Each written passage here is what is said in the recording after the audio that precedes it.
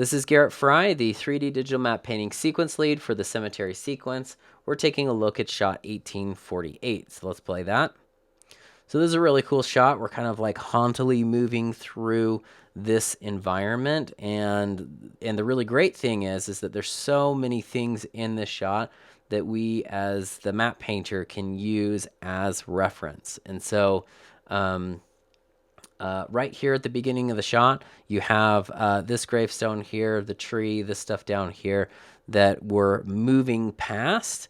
And so what the direction that we've been given is to add more gravestones to the shot. So we have like something here right there in front of camera, something maybe down here that we're crawling over, which adds to kind of a cool feel to the shot because you're like, how does that camera get over that gravestone, right? It makes it feel like it's a floating gravestone or a floating camera. But so it can be big and it can go off a frame rather quickly, or it could be something at this level. It can also be behind this tree and this gravestone and fill up this area. So make sure you have some kind of foreground element here that you're adding. And then towards the end of the shot here, there's a bunch of open spaces that you're going to want to fill. You have this area here, this area here, this area here, this area here.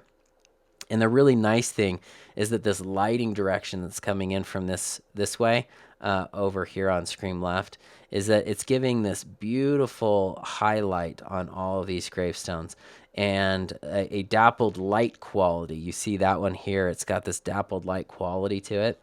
It'd be kind of cool because all of these gravestones are kind of like facing more or less that direction.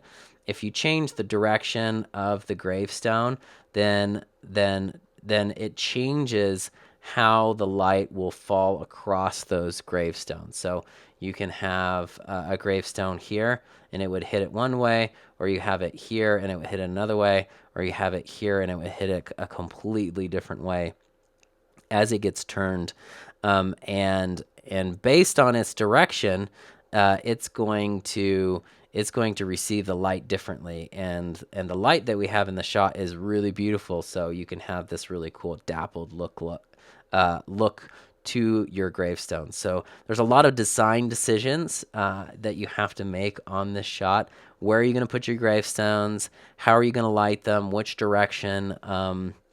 It's really helpful to use some of the photogrammetry assets that we have available, and then project the photos onto those photogrammetry assets, and that way you get all your parallax for free, or you can do a combination where you're using some of the photogrammetry and some photos that you use, and then you model behind them. But you're going to want to figure out where you put your camera projections, if you're going to put them at the head of the shot, in the middle of the shot, at the end of the shot, where you're going to do your patch cameras. It all depends on, you're making it for this camera move. And because you have these assets in 3D, you can actually move them around and see what it looks like in 3D before you commit to anything. And so, yeah, so like I said, this is a really cool shot with a ton of stuff to work on. Before starting out on the shot, it's really important to familiarize yourself with the extensive photo reference in the library. It is worthwhile to do quick map painting concepts so you can start to understand what kind of photography works for what particular situation. Also, make sure you're utilizing the asset library, especially for those shots that require continuity between environments. These assets can be a huge help, and remember that every asset has high resolution photography, so if the asset is not high enough resolution when rendered, you can overlay it with photography.